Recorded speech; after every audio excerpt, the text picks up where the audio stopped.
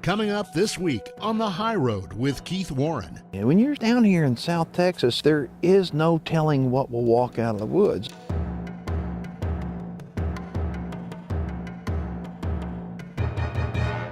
This program is dedicated to the brave men and women of the United States military, past, present, and future. May God bless America.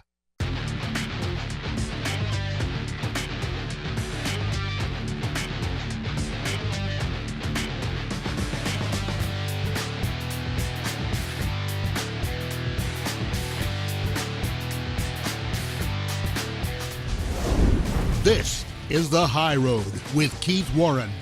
We are on a mission to unite all sportsmen. This week, The High Road takes us on a multi-species hunt in South Texas, deep South Texas.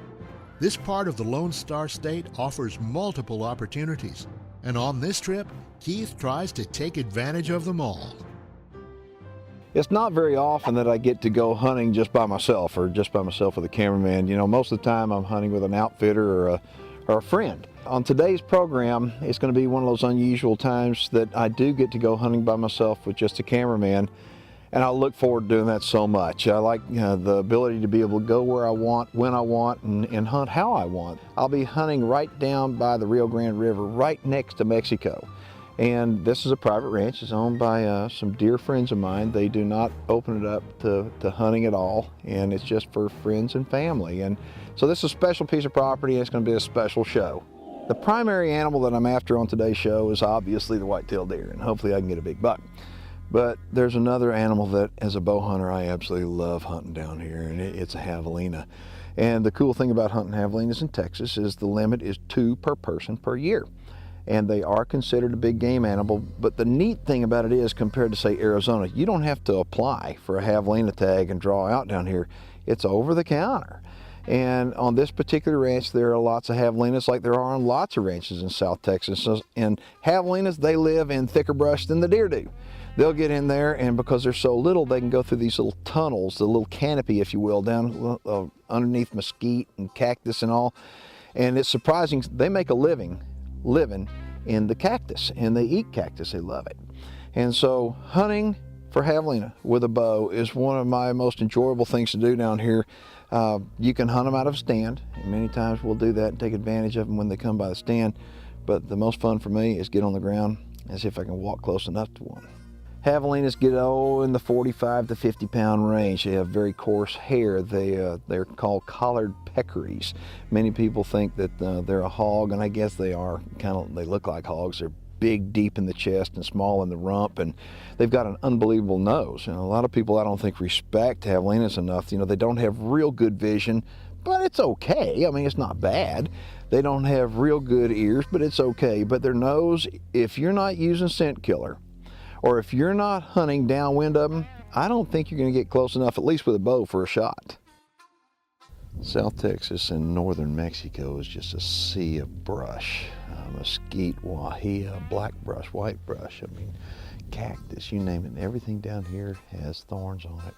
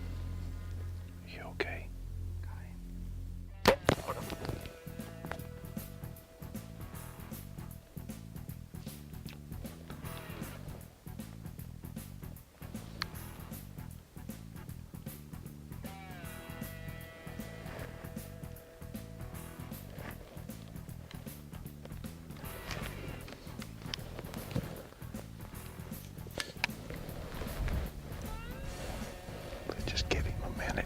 I made it shot a little bit far back. And that's the way we hunt javelinas down here. Javelina.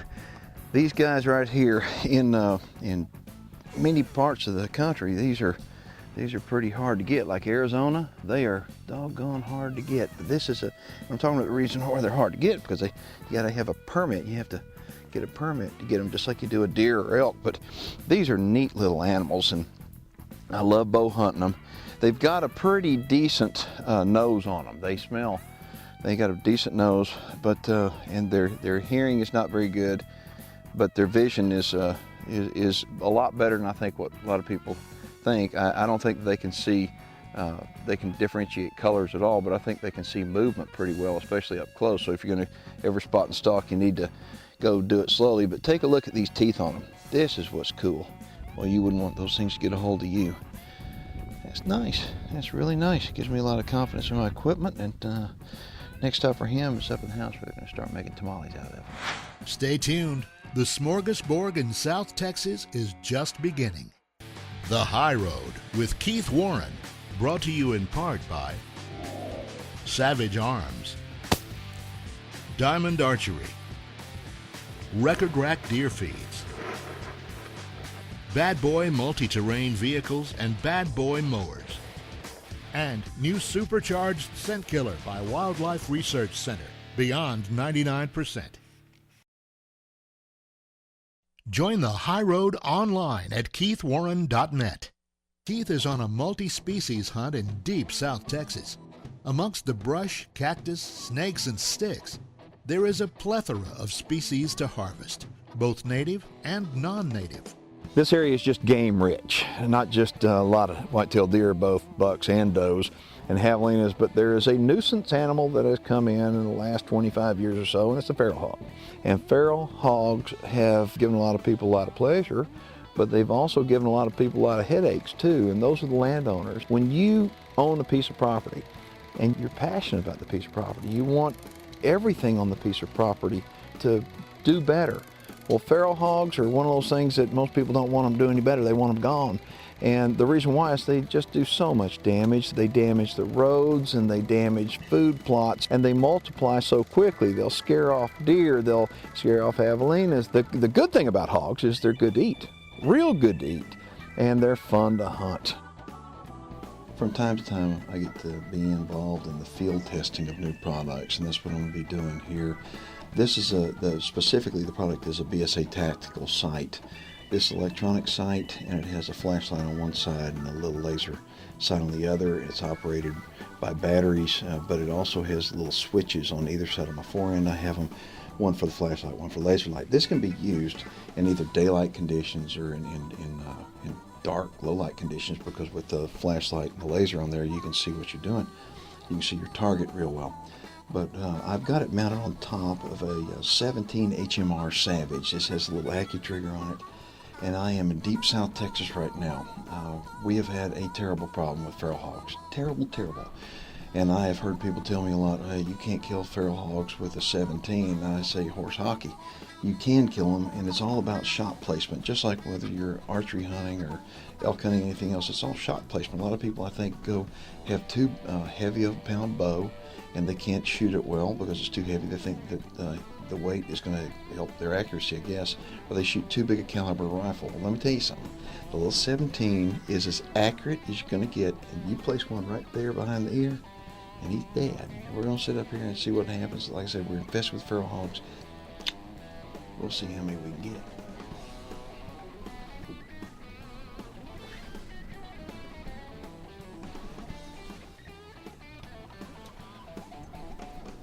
Okay, good. How about now? God, dog it. If you have a weak stomach, I would suggest turning it off right now. Or if you feel bad about killing hogs, turn the channel to the Cartoon Network or something, because it's fixing to get ugly. Now, the tactic that I like to use is to take Mama out first. Now, watch them. They're feeding down a little corn line. The corn line, that's typical of the way we hunt down here in South Texas. I'm going to let them get close enough and see if I can wear one out.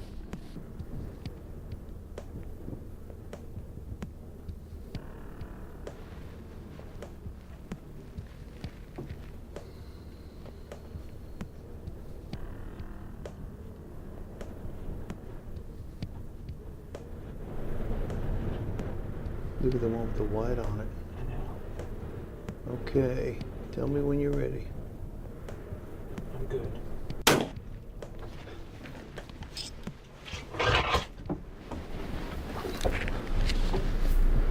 Ready?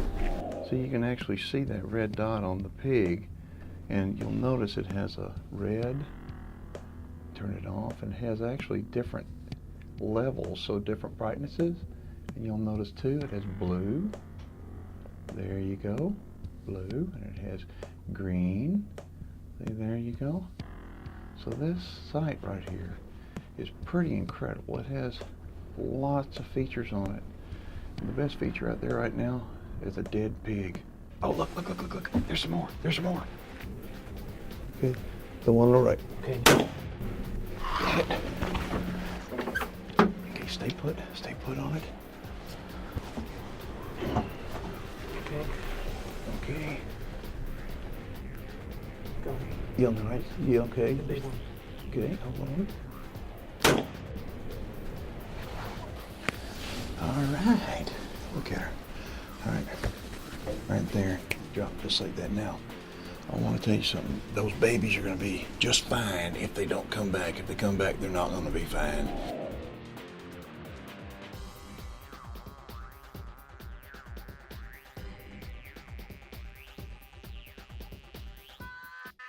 Uh-oh, it's fixing to get ugly.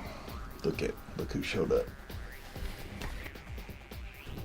The one on the left needs to move, or the right needs to move on. The High Road with Keith Warren, brought to you in part by Glock, Reconics Game Cameras, Chaffee Pasture in a Bag, Valley View Whitetails, Shadow Hunter Blinds, and Burt Coyote's Luminoc. All High Road programs are available on demand for free 24/7 at keithwarren.net. I want to tell you something. Those babies are going to be just fine if they don't come back. If they come back, they're not going to be fine. Uh-oh, it's fixing to get ugly. Look who showed up.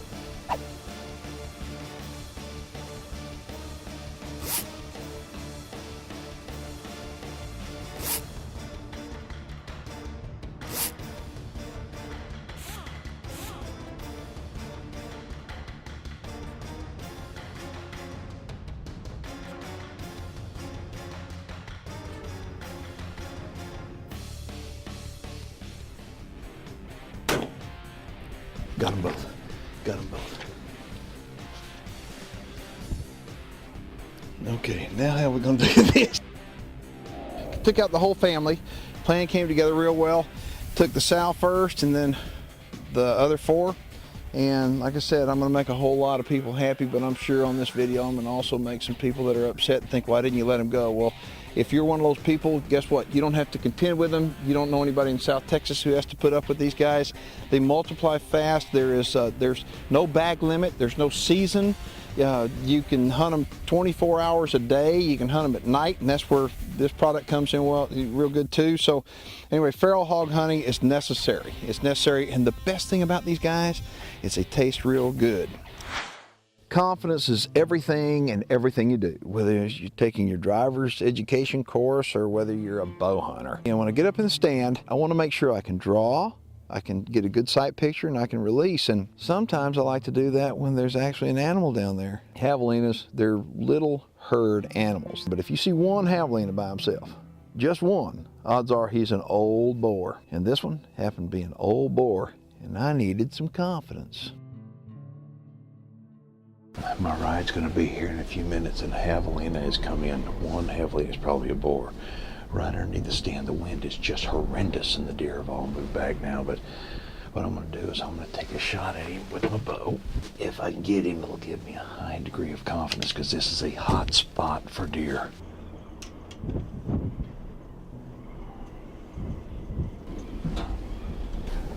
No, come on, turn sideways, big boy.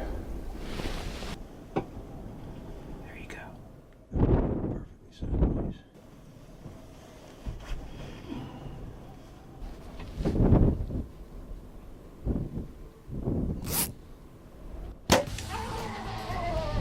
what I'm talking about, baby. That's what I'm talking about right there. Oh, that's the dying quivers.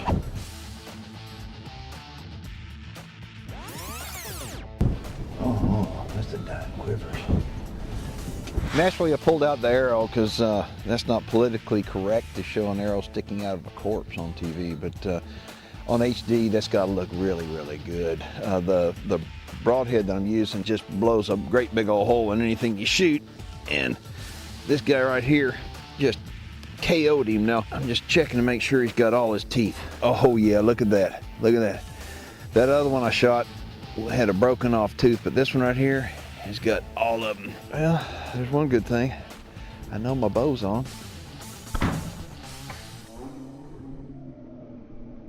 It's time for viewer feedback, brought to you by Bad Boy Multi-Terrain Vehicles and Bad Boy Mowers. From Tacoma, Washington, William Relation writes, I watch your shows on TV and you preach one thing, just shooting only old deer.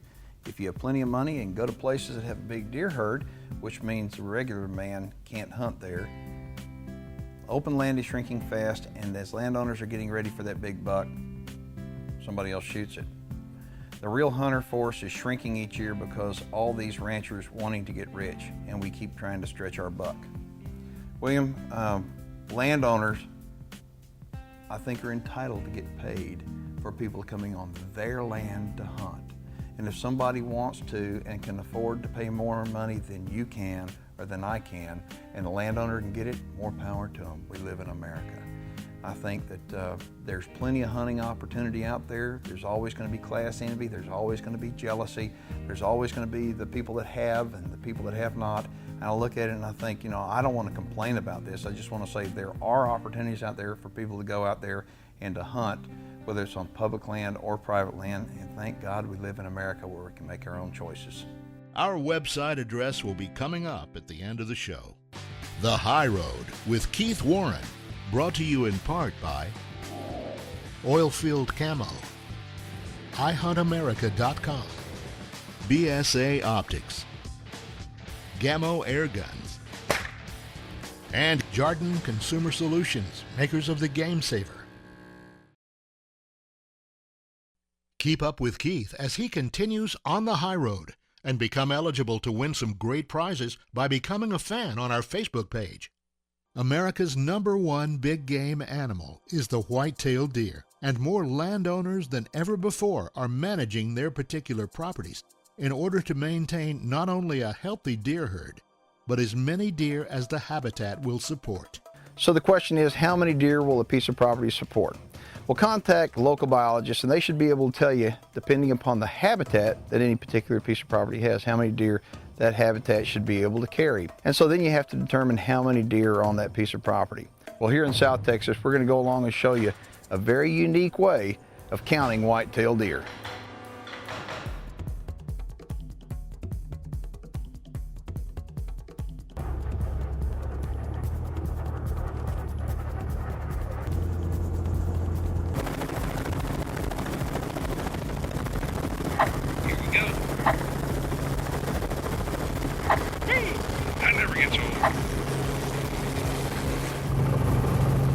Today is a great day for fun, great visibility, and clear skies. Right now we're just surveying and seeing how many deer we can spot. To your right. Is there one over there? Look, there's two. This is just us. There's another buck. That's a great buck.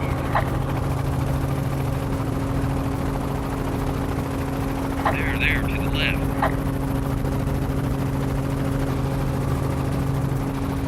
Man, this is fun.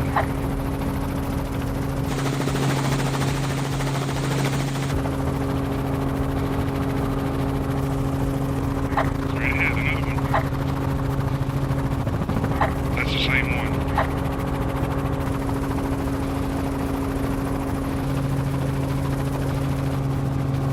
All right, I think we've got a good count. Let's head back.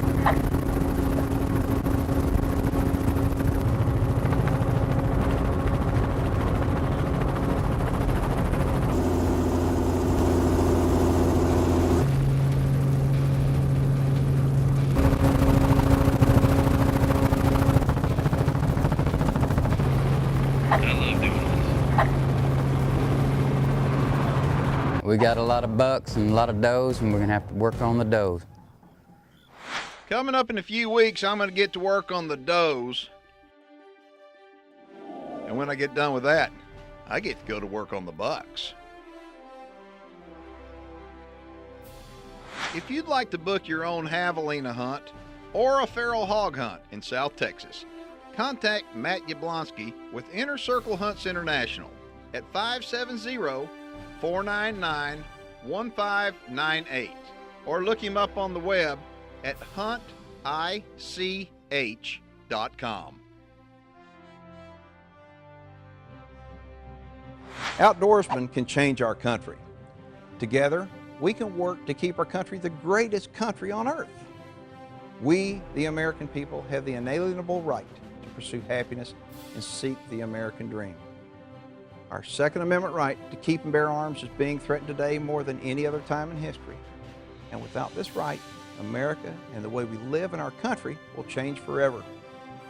If we lose our right to keep and bear arms, it will be felt in every American neighborhood and in every walk of life.